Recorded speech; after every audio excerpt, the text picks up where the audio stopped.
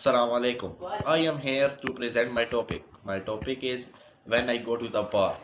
Last weekend, me and my friend go to the park in the beautiful zoo park. I very enjoy with my friends and friends are very also enjoyed with me.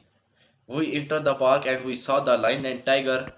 We sit under the tree and eaten lunch. After eaten lunch, my friends saw me.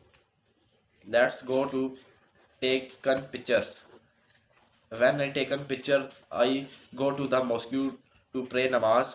When I pray namaz, I went to my friend. My friend say, "Wow, this is a beautiful place. I liked it. I enjoy."